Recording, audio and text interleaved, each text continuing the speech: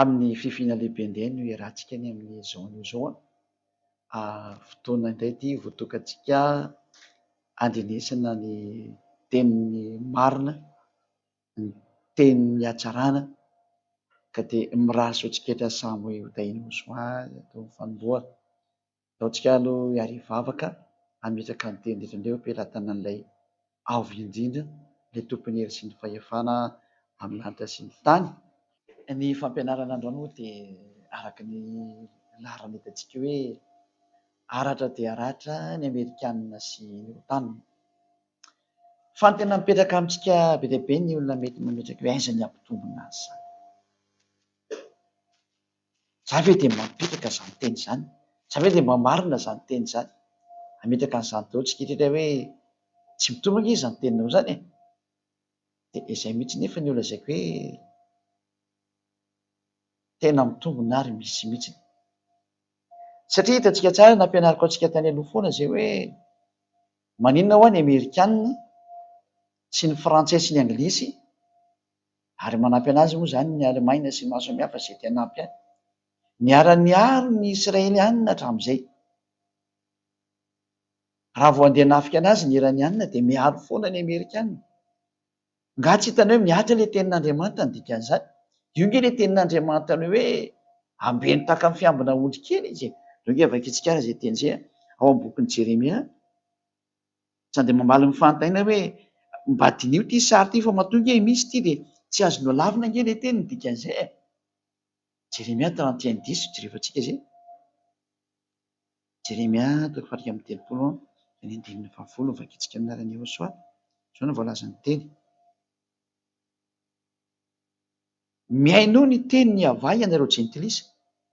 Izany hoe ny atao jentilisa izany dia ny atao hoe olona ankoatran'ny Israelianina rehetrarehetra izany.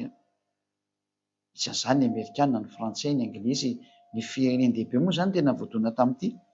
Ary toroy any amin'ny tany ahorotsiraka ny lavitra any ka ataovy hoe izay nampieliny Israely no aoka hanangona azy indray sady hitandrina azy toy ny fitandrin'ny mpiandry ondry ny ondriny. Izany hoe reo rehetra izay nampieliny Israely any amin'ny tany any dia anjaranareo mamerina an'ireo Israelianina ireo ary hanome tahaka ny fiambina ondry io. Izay izany voalaza ny tenin'Andriamanitra. Dia hitanao tsara fa niatra nge izany teny izany. Tsy mahafantatra an'izany aho, averiko indray ny teniko hoe tsy mahafantatra an'izany teny izany zao ny président américain Joe Biden. Tsy mahatakatra an'izany koa zao ny président français Emmanuel Macron. Dia tsy mahafantatra an'izany koa zao ilay premier ministre sy ny mpanjaka Anglisy. Tsisy maraka an'izany zao zareo. Nefa dia tenin'Andriamanitra mivandravandra be io. Dia nataon'izareo tokoa nge io. Tamin'ilay Iranianina nitifitra angamba ray volana teo izay, ray volana lasa. Hoe nitifitra misila teo amin'ny 300 teo ilay manidina ohatran'izao ty drone sy ny misilana rehefa tany Ukraine. Tany Israela azafady.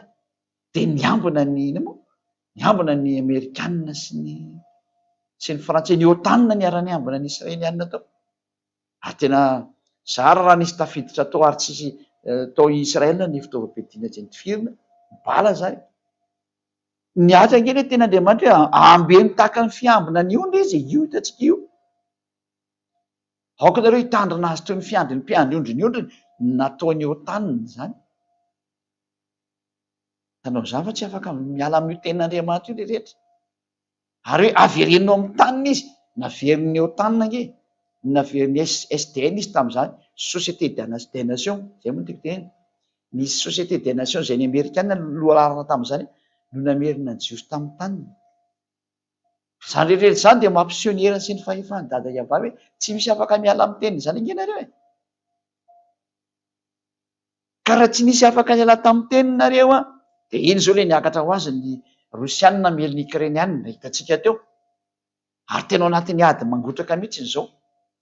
Ary raha jerevana ny sary dia miatra ny teniny nambaran'ny ambassadeur-n'i Josoa izay nanirany Josoa dada iavanazy hoe teneny fa tsy maintsy miakatra ny Rosianina tany amin'ny 2003 zany. Ary izy nitarika an'izao tontolo izao mihitsy ho amin'ny famelezana ny Israelianina rehefa horiana kely io. Ka normalina be nge ny sary satria narovan'ny Amerikanina ny Israelianina dia rehefa ho resy amin'izay ny Amerikanina zany amin'izay fomba hanjoana azy ao, izay samy hoe inona ny anjoana azy, hitanareo dia izao tsy maintsy hitsangana ho azy ny rosianina mely anazy satria efa lolonony zareo rosianina nge io israelianina io e. Ny israelianina zay mamely ny araba io fa lolonony rosianina io, ka ny aza mba maharesy io ihany io rosianina io, kanefa ny de efa tsy maintsy mandresy satria fa lalàna zany efa didina voaka ny dada Iava, efa nampianariny ambasador ny Osoa zay ady mpitondra ny teny Osoa ary mampianatra ny fanazavana ny tenin'ny mpaminany rehetrarehetra, manoro ny olona hoe teny zavatra hitranga mandray ianao araba soa tsy mandray ianao ny teny tsy maintsy miatra. Da io rosianina midaroka ny Ukraina tena tsy hita tao iny io, ary io tsy ataonareo iny zany io. Mamaly be ny olona any amin'ny fampianarana nandeha hoe tena tsy mety, aiza ny aparesy ny Amerikanina zany. Aleo ny tenin'Andriamanitra meko anao sady foy kely ny fampianarana androany, ity indray le teny le namoaka an'le teny rany hoe mekara Rosia, izy nitarika ny fiaina-mikambana ary mbola Rosia ny anangona ny Afrikanina zay efa miangona miaraka amin'io, io fa nampianariko antsika iny, mbola resantsika manaraka mihitsy zay hoe mekara ianao ry Afrika, fandresantsika mbola avehantsika mihitsy zay.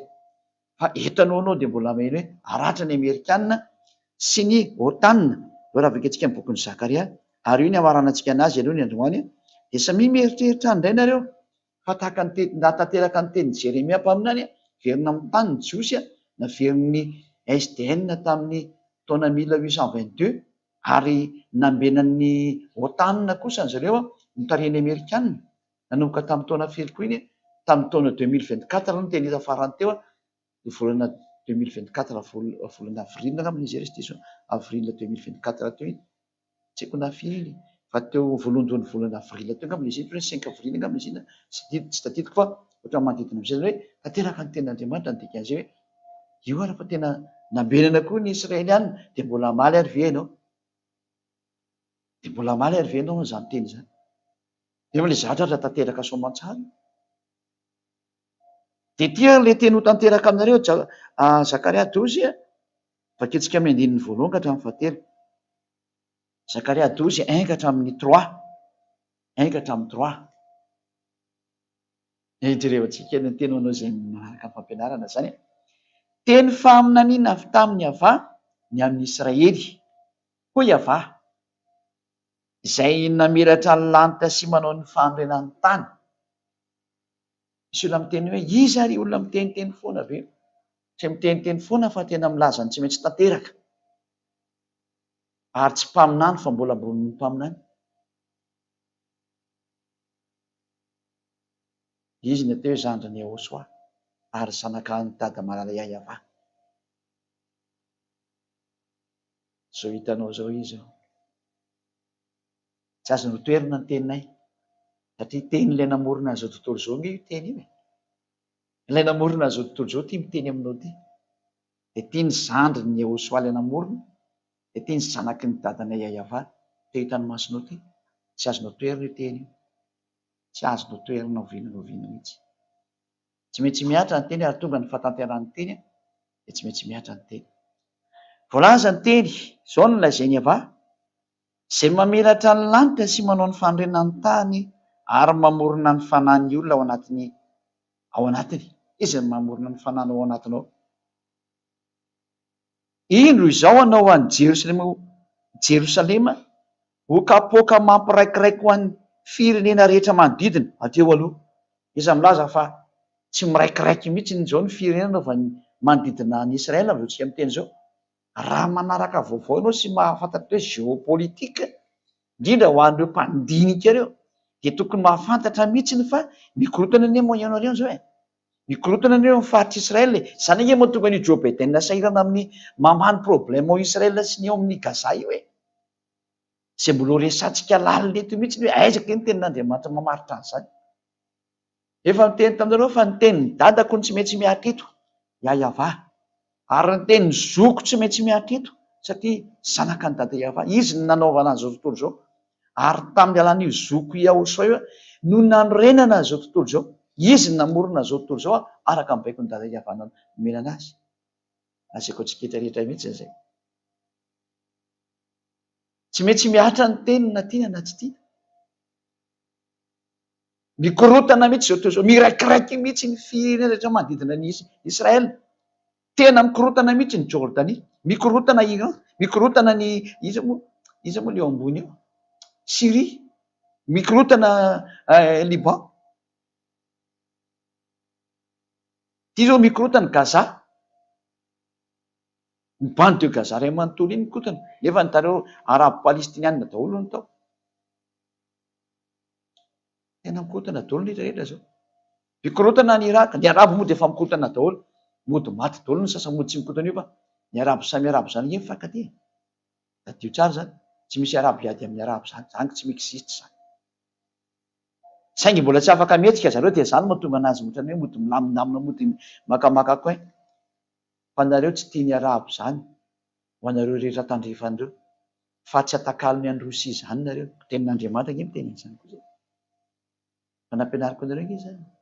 Tsy afaka manohitra ny tenin'Andriamanitra zany nareo. Hitantsika tsara zao hoe mikorotana, izany no tonga ny Andriamanitra Joe Biden zao farany teo.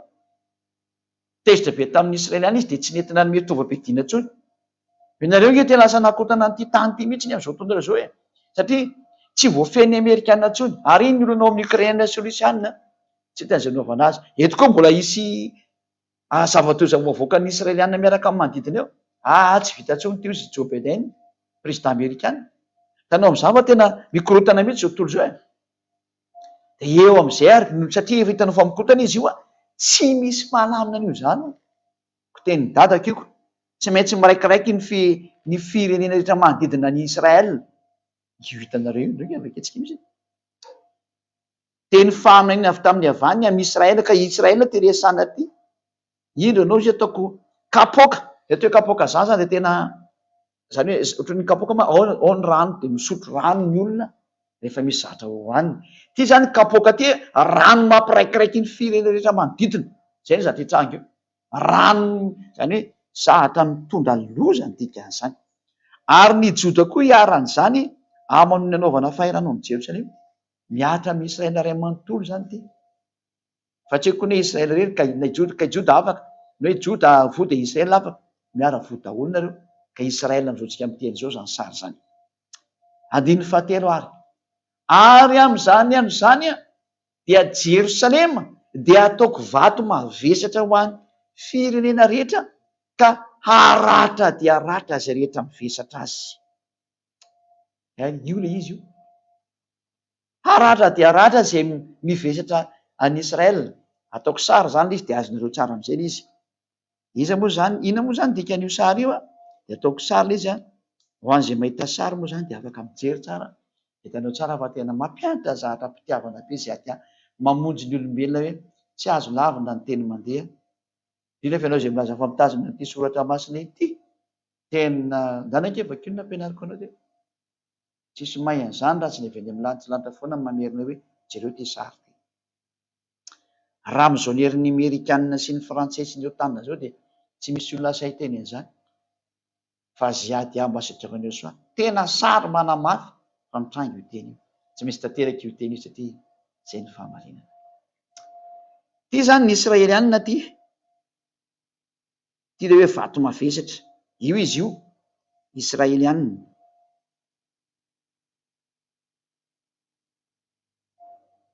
Io ny Israeliana io. De reto lay mivesatra anazy. Reto ambany reto le mivesatra anazy. Ataontsika maitsomaitso. Reto le mivesatra anazy, mitaty anazy amin'ny tanany.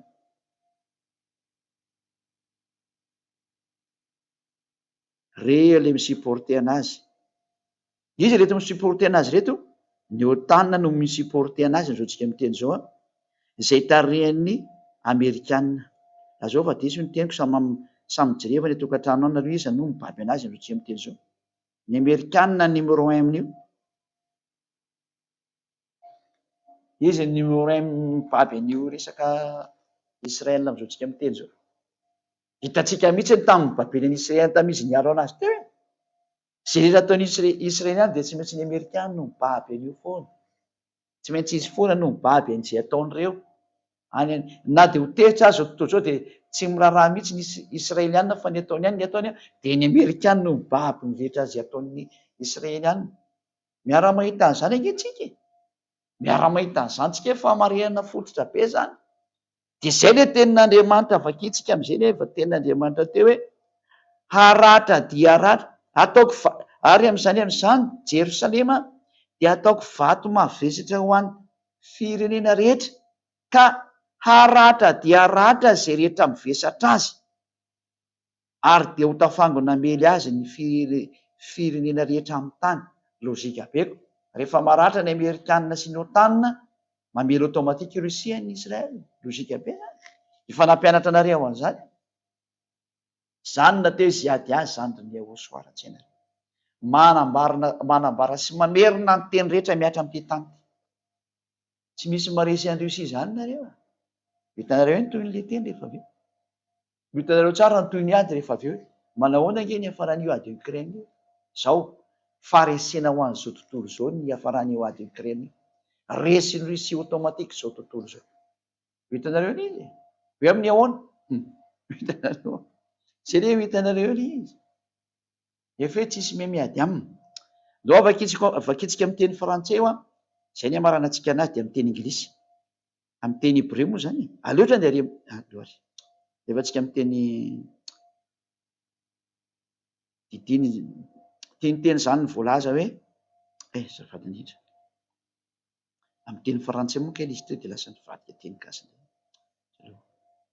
Amin'ny teny frantsay Jérémia, Zacharia 12, voilà, Zacharia 12, 1 jusqu'à 3. Oracle, parole de l'Éternel sur Israël. Fanambarana zany, faminaniana, tenin'ilay mandrakizay ho amin'ny Israël. Ainsi parle l'Éternel qui a étendu les cieux et fondé la terre. Ary dia miteny zany ilay mandrakizay zany izay namelatra ny lanitra sy namorona ny tany. Et qui a formé l'esprit de l'homme au-dedans de lui. Ary izay nametraka ny fanan'Andriamanitra tao anatin'ny tao. Voici je ferai de Jérusalem une coupe d'étourdissement. Ary dia ataoko hoe vera zany dikan'izany coupe zany. Kapoaka moa filazan'ny olona azy. Dia ataoko vera tena manafanina mihitsy. Kisa moa zao tsy fanina manoloana ny Israël amin'ny faritra Israël. Pour tout le peuple d'alentour, ho an'ny vahoaka rehetra manodidina eo, dia ny firenena manodidina eo, fanina mihitsy ny firenena manodidina tratran'io Israël io. Mbola hazavaiko antsika daholo na tonga an'izany, fampianarana manaraka izany. Et aussi pour Juda dans le siège de Jérusalem, ary ho tratran'izany koa izy Juda ao amin'ny foibeny ao Jérusalem zany, manana siège ao Jérusalem zany. En ce jour-là, amin'izany andro izany, je ferai de Jérusalem une pierre pesante, ho ataoko tahaka ny vato mavesatra be izy Israël, Jérusalem, ka Israël zany. Pour tout le peuple, ho an'ny vahoaka ho an'ny firenena rehetra, ny otanina mihitsy moa tratran'izany. Et tous ceux qui la soulèveront seront meurtris. Ary nizaniza mibata anazy, io le sary nataoko teo hoe izay mibata anazy zany hoe manampy anazy, manampitosoka sy miambina sy miaro anazy, seront meurtris. Ho faty nareo. Miomana ireo tanina fa maty nareo izy ny tenin'Andriamanitra. Maty nareo na tianareo sy tianareo. Et toutes les nations de la terre s'assembleront contre elle. Ary ny firenena rehetra ataoriana zany fahafatesan'ny ny otanina zany dia amely anazy amin'izay ny Rosianina araka le nampianariny izay ady afona hatramin'izay. Hoe mely anareo ny Rosianina ary Israelianina miaraka amin'ny vahoaka betsaka miaraka aminy dia nitavaratra rehetrarehetra le nampianariko anareo farany teo. Ny fampianarana larana fito ambin'ny folo, andanina jerevo ny fampianarana larana fito ambin'ny folo, ary manome conseil ny olona rehetra izay mandreny fampianarana aza atao zara famiany ny fampianarana. Hoe mihaino kely 2 minitra na 2 seconda dia lasa mandeha. Enoy tsara hatramin'ny farany dia arao daholo ny fampianarana ao anatin'io panier io, ao amin'ny Yahoshua TV. Ninina napetraka tao vakinareo satria tonga ny andro farany. Enoy dia vakio fampianarana io dia alalino dia arao tsara fa famonjenanao ny dikan'io. Aza miaraka amin'ny Andriamanitra mampanota fa zavatra tsy izy iny. Ilay Andriamanitra mahafaka mifahotana ihany no izy dia izao toy izay ady azo. Raha izay aloha ary andao vakitsika indray ny amin'ny teny hébreu izay misy teny anglisy. Ndao amin'ny Sefer Torah Jiosy zany, sao dia misy miteny tsy ao anatin'ny teny Hebreo zany. Mampimena mihitsy nge ny olombelona sasany reto. Eto olombelona kely eto tena misy mampime mihitsy ny tena izy. Izay moa zany Zakaria, voilà. Zakaria, na hoe Zekaria teny amin'ny teny Hebreo zany. Ia Sefer Torah Jiosy ty fahitana tsara. Hebreo Masoretic Text io. Hébreu Masoretic Text. Zany hoe teny Hebreo zany, bokin'ny Hebreo ny dikan'izany. Dia vakitsika ny Zakaria 12. Vakitsika amin'ny teny Hebreo zany dia miomana koa ny Israely ihany. Nareo mihitsy raha atao mitandrina amin'ity teny ity ny teny izy fa nareo nge no tratrany ty. Zay ny hoe aza mba mitomany Israely zany reto. Hita fa malagasy ianao. Io zany le teny Hebreo ty, io le toko voalohany io. 15 moa zafady. Masadiva Iava al Israel no miava note Shamaim Viosed Arets Viotserch Adam Bikro Bikirbof zay no voalohany zay. Efa kitsika reny ny faharoa ho en'le Israeliana zay mandre any hoe tena misy teny Hebreo no teny an'izany. Kine Anokia Sam Eterslaim Safral Ikalahim Hamim Saviva Vgamalidoa Ali Ihuda Ihei Vamadzor Ali Irusalaim no dikan'iny zany. Naretsika ty le fahatelo farany ty tsy maintsy fakitsika doriko. Vahia Vayomahu Asim et Irusalaim Even Mahamasa Ikal Hamim Kalamisheya Sharot Isharaki Israetu Vnesfu Aleha Kol Goyez Harets. Zany le teny Hebreo zany zay rehefa nivakitsika dia andao vakitsika amin'ny teny Hebreo amizay amin'ny teny Inglisy ny satria teny Hebreo rehefa vakitsika dia ataotsika amin'ny teny Inglisy. Tsy konehtsika amin'ny teny Inglisy mba vakivakitsika io dia mandreo mahena zany. The burden of the oath of Yahweh for Israel set Yahweh which stretched forth the heavens and laid the foundation of the earth and formed the spirit of man within him. Faharoa, zany milaza an'le hoe le teny teo alao amizay tsika hiditra amin'ny fahatelo fa lava be. No tsika hiditra ato amizay. Etsika ny ifampiresaka tsara. And in that day, ary am'izany zany, will make Jerusalem Yahusalaim zany fiteny zareo fa Yahusalaim zany izy ohatra hoe tena vakitsika amin'ny fomba milamina. Will make Jerusalem a burdensome stone for all people, and that burden themselves with it shall be cut in piece. Loza nge zany teny zany hoe tapatapana amin'ny piesy mihitsy noho ny reto olona mibatabatany Israeliana reto. Zany dikan'io. For all the people of the earth and gathered together against it. Io moa zany ty ny tena important amintsika ty.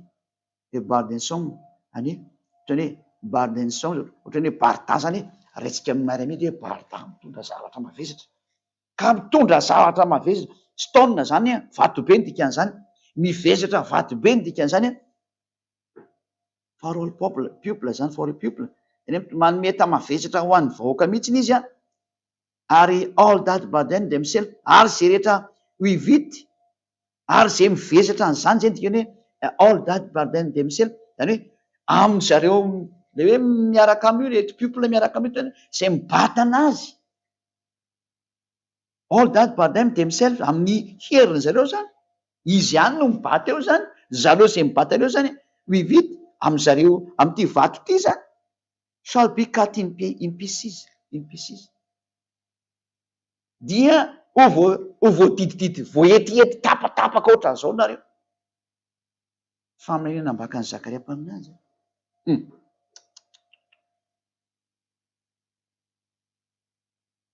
Samy zany mieritreritra nareo rehetrarehetra.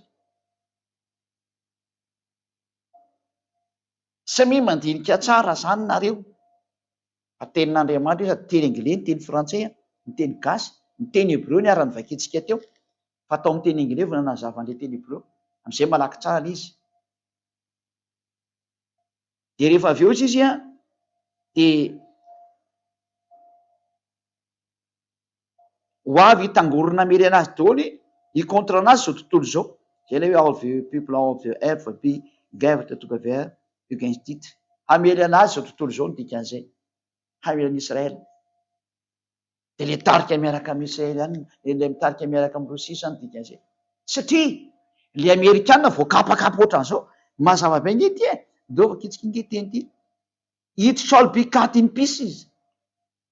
Zay tena voatapatapaka mihitsy, tena pièce par pièce, ohatra hoe lasa pièce détachée zany ny Amerikanina, pièce détachée zany ny Frantsay, pièce détachée zany ny Anglisy, pièce détachée zany ny OTAN.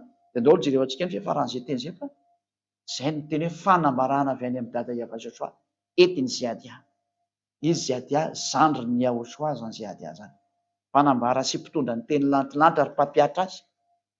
Ary tonga tsy maintsy fampiarana zany de tsy te hoe ataona teny dadanay izy. Tsy maintsy miatra ny teny dadako Yahova sy Yahoshua. Izy ny tompony zao tontolo zao. Izy namorona an'io de tonga ny fotoana tsy maintsy hamarina de tsy maintsy mandeha ny famarina. Tsy maintsy maratry nareo ry Amerikanina. Tsy maintsy maratry nareo ry OTAN. Ary tapatapaka mihitsy nareo zany voalaza ato. Tsy maintsy tonga aminareo zany, tonga ny fotoana tanterahana zany tsy maintsy miatra zany. Eny mahita lozaka mery ny tana mandrosika vo. Zany miantso ny olombelona rehetra zay. Miantso nareo tsy azo sakanina intsony io teny. Manatonina nareo any Yahoshua.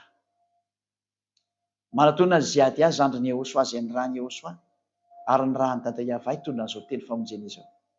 Amonjy anareo ny diako.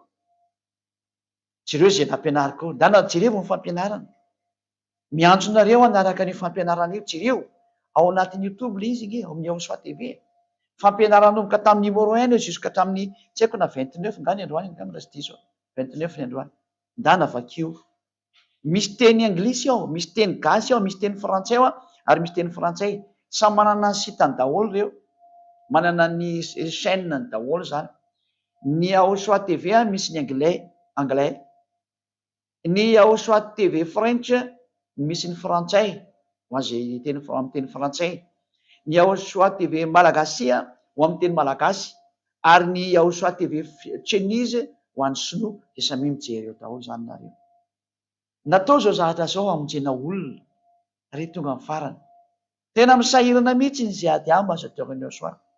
Mitady ny hevitra rehetra iantsonana nareo tena mba manapa-hevitra. Tsy voatana intsony anie io mamonjeny tena nareo ry Amerikanina fa fitiavana zao teny zao. Tsy fanorenareo ny apotika anareo ny teny eto fa tsy azo sakanina ny teny de mamonjeny fanahy am'izay. Vonjeo ny fananareo ry frantsay, vonjeo ny fananareo ry anglisy. Manatona ny Yahoshua amin'ny alalany Ziadia zay ny rany tonga eto ny soloten'ny Yahoshua. Zay no mahatonga nanaraka ny hoe ambassadeur-n'ny Yahoshua Ziadia hitonareo amin'ny écran io. Amonjy anareo ny diako makety. Mety izy ho vonjena. Ndao any aminay, ndao any amin'ny lantilanitra misy anay Zeneviko. Tany any ny ainga ary very hitondrareo makany. Zany mahatonga an'io teny io tsy maintsy lazaina ary tonga ny fanatanterahana azy. Tsy misy zavatra azo foana ny tenin'ny dadako Yahova. Zay nampitondraina ny Yahoshua aty zao etiny Ziadia zao. Raha sotriketra samy teny Yahoshua tonga ny fiafarany zao tontolo zao tsy azo lavina intsony ny poids-ny bomba nucléaire. Tsy misy herina fiafana manahaka anazy intsony tonga ny fotoana mahaiza mitodika makany amin'ny Yahoshua am'izay. Tsy misy marisy an-Rosia zany. Ary tsy afaka hiady aminazy intsony ireo ry Amerikanina. Mahery loatra reo tsy vitanareo intsony miady amin'ireo. Raha ohatra aminareo setrasetra de potika eo nareo. Tena ozy le ten'Andriamanitra io vao tapatapaka ohatr'izao nareo fa manoro hevitra Ziadia io izy miditra amin'izany. Raha azo atoro moa zany. Efa tsy azo atoro moa de tsy hita zay atao fa ho an'izay azo atoro mamonjeny fananareo. Vonjeo ny fananareo eo any amin'ny Yahoshua. Fitiavana zany teny zany. Filazana ny zavatra tsy maintsy hitranga zay natao ambassadeur-n'ny Yahoshua. Izy hoe mpaminany ve ianao? Marina ihany zay teny zay aloha. Fa mbola lehibe ny mpaminany ary zandrin'ny Yahoshua izy. Yahoshua ny lehibenay. Izy ny lehibe indrindra. ary ny dadanay ny lehibe indrindra rehetra. Izany le avo indrindra zany, ilay fahazavana lehibe, tompon'ny fahefana ny lanitra sy ny tany izay rehetra ho aminy. Azy ny voninahitra mandrakizay. Ho anao dada Maria avy ny voninahitra mandrakizay. Sy ady amankalaza anao. Farana ny teny fa dia mirahazo antsika sao samy teny ho soa. Ho amin'ny fitohizana amin'ny fampianarana manaraka, ho antsika hariva afaka azy. Voninahitra anao dada Maria avy. Sy ady tsy mitsahatra ny mankalaza anao. Azy ady tsy mitsahatra ny manome voninahitra anao. Sy ady tsy mitsahatra miankohaka eo alohananao lay mahery indrindra, lay fahazavana lehibe.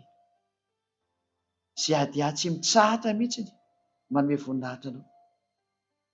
Ary sy tsy mitsahatra mihitsy manandratra anao satria dada malalaka ianao. Tiako tena farany tapony tiako. Ianao sy aho soa. Sy naniraka. Da io izany teny izany dada Maria avy. Tsy maintsy miatra ny teninao ary fotoana ny fampiarana azy zao. Tonga ny fiafarahana zao tontolo izao. Tsy azo lavana intsony ny fatanterahany teny. Ary tsy misy herina fahefana mahazo manoatra an'izany intsony.